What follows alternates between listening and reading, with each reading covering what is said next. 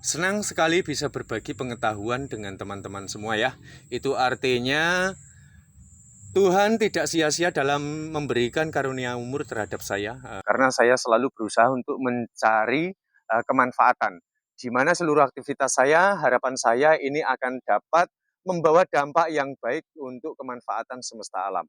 Nah, temanya kali ini adalah memahami jadi tanaman bisa tumbuh ini disebabkan karena apa? Nah, jadi kita harus tahu, tanaman bisa tumbuh ini karena terdapat kehidupan di dalam tanah atau di dalam media tanamnya. Jadi, tanpa adanya binatang ataupun hewan di dalam tanah, maka seluruh tanaman bahkan gulma sekalipun tidak akan mampu untuk tumbuh di permukaan bumi.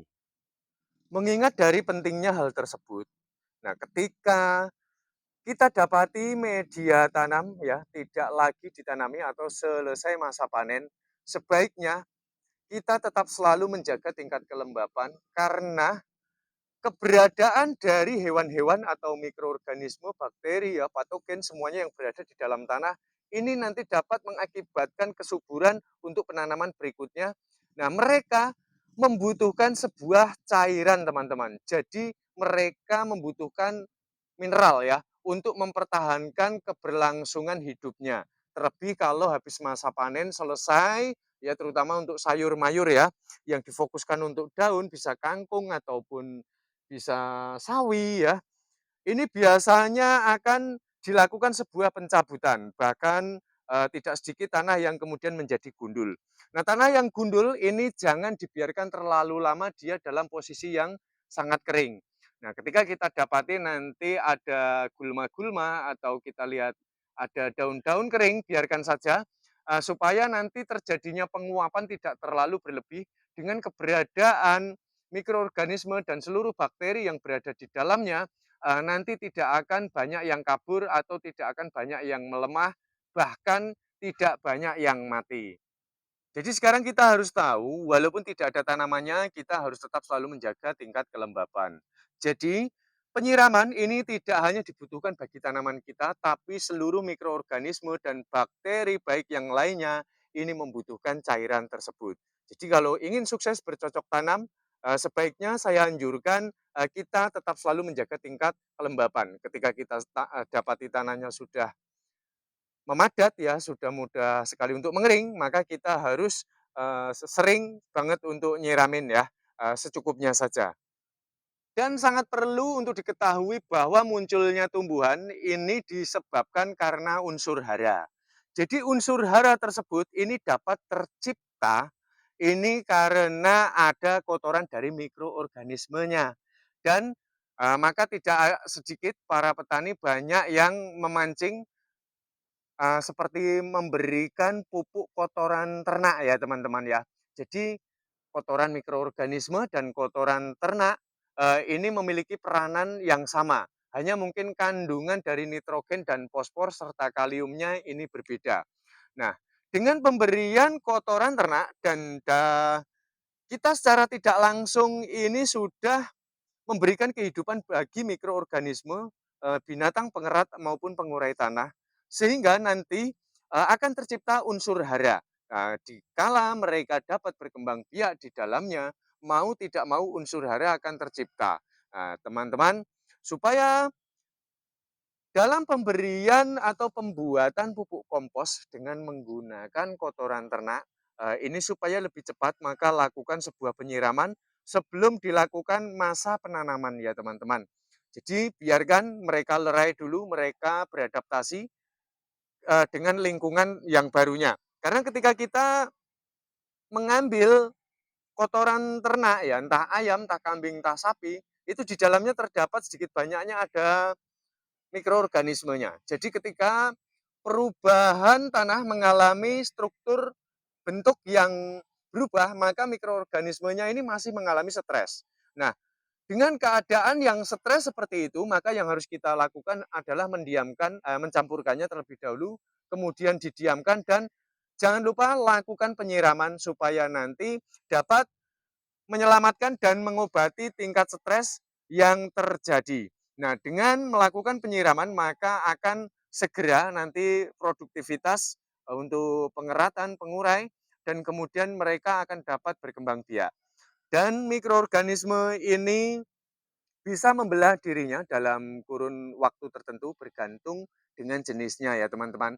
Bahkan dalam kurun waktu menit, mikroorganisme ini dapat membelah dirinya. Sehingga dia nanti dapat menjadi beranak pinak, menjadi banyak sehingga kotoran-kotoran mereka ini akan menguntungkan bagi tanaman karena mengandung NPK, nitrogen, fosfor, dan kalium. Nah, maka dari itu teman-teman harus tahu apa sih sebabnya orang memberi kotoran ternak. Nah, karena ini adalah untuk membantu kotoran dari mikroorganisme yang mengandung NPK yang kaya dengan nutrisi. Jika kita sudah menyadari begitu banyak ya populasi ataupun jumlah binatang yang ada di dalam tanah. Jadi populasi manusia dan populasi binatang yang ada di dalam tanah, ini jumlah manusia ini nggak ada apa-apanya. Jadi lebih banyak jumlah populasi mikroorganisme di dalam tanah. Belum lagi nanti masih ada cacing ya, masih ada orong-orong, masih ada binatang-binatang yang lain lah ya. Patogen, mikroorganisme pun bentuknya banyak sekali. Jadi fungsinya pun berbeda-beda. Nah, teman-teman kalau yang penasaran ingin tahu bentuk dari mikroorganisme, kalian dapat melihat ya dari para artikel-artikel para ahli ya, peneliti yang menggunakan alat mikroskop ataupun mereka yang pakarnya para tanaman. Kalian dapat melihat di website yang ada di Android teman-teman. Harus memahami juga kinerja dari pupuk kompos. Nah, peranan kompos walaupun pada akhirnya dia akan menjadi pupuk organik juga, peranan kompos yang paling penting adalah memperbaiki struktur tanah ketika tanah dalam keadaan memadat yang terlalu berlebih. Karena tanah yang memadat nanti pelebatan ataupun pertumbuhan akarnya akan sulit untuk berkembang. Dengan memberikan pupuk kompos, ini akan dapat menyelamatkan struktur tanah yang mengalami pemadatan yang terlalu berlebih. Nah, selebihnya, teman-teman, dengan pemberian pupuk kompos dalam jenjang waktu yang sangat lama, ini juga akan tetap terjaga tingkat stabilitas tanah, sehingga tanah tidak mudah sekali mengalami kerusakan dengan perubahan-perubahan cuaca maupun suhu yang kerap berubah-ubah. Nah, teman-teman, kemudian kompos yang didapati diproduksi melalui gulma-gulma yang ada di sekeliling ini dalam pandangan saya akan lebih baik. Lebih baik kita menciptakan pupuk kompos dari rumput-rumput yang ada di sekitar karena rumput tumbuh atas keinginan bumi. Jadi yang diinginkan bumi lebih baik kita sampaikan. Jadi jangan sampai kita menghalangi. Maksud saya adalah ketika kita dapati banyak sekali gulma-gulma ataupun rumput liar yang berada di calon kebun di media tanam kita, maksud saya, kita dapat melakukan penanggulangan dengan sistem yang apa ya, manual yang aman ya. Jadi bagi mikroorganismenya ini tidak membahayakan. Bisa cara mencabutnya, mencangkulnya, membajaknya ya, tapi jangan lupa mengumpulkannya. Dan untuk mendaur ulangnya kalian dapat melakukan pembakaran, kalian juga dapat melakukan peleburan, kalian juga dapat melakukan pengeringan. Nah, dengan metode-metode tersebut jangan lupa untuk mengembalikan pada tempat semula. Percaya atau tidak percaya, di dalam kandungan gulma ini dia tidak hanya berperan sebagai pupuk kompos saja, akan tetapi banyak terdapat zat-zat penting yang diciptakan oleh tanah. Jadi tidak cukup alat peneliti ya, karena jumlah populasi dari rumput liar ini terlalu banyak. Jadi mereka para ilmuwan-ilmuwan tidak cukup waktunya, tidak, saya pikir tidak cukup juga alatnya ya untuk meneliti dari populasi dari berbagai jenis gulma. Jadi tiap gulma membawa nutrisi yang berbeda bagi tanaman. Tiap gulma memiliki kandungan-kandungan zat yang teramat penting pula bagi tanaman. Nah, saya rasa sampai di sini ya teman-teman. Dan anjuran saya sebaiknya dalam menanggulangi gulma ini untuk mencapai panen yang lebih baik, saya pikir ada baiknya kita harus mengembalikan. Jadi jangan sampai kita tidak bersahabat ataupun dari pikiran ataupun dari hati seolah menganggap gulma ini sebagai musuh yang sangat meresahkan. Jadi sebaiknya tanggulangi gulma dengan cara-cara yang alamiah, dan yang sudah diinginkan oleh tanah maka kita harus mengembalikan lagi. Percaya atau tidak percaya, silakan kalian dapat mempraktekkan sendiri dengan skala kecil terlebih dahulu. Baik, kita jumpa pada tips-tips berikutnya ataupun tutorial berikutnya ya. Yakin dengan yang saya ucapkan, saya memiliki pondasi, saya ingin mencari kemanfaatan di dalam ungkapan rasa syukur saya kepada Tuhan semesta alam.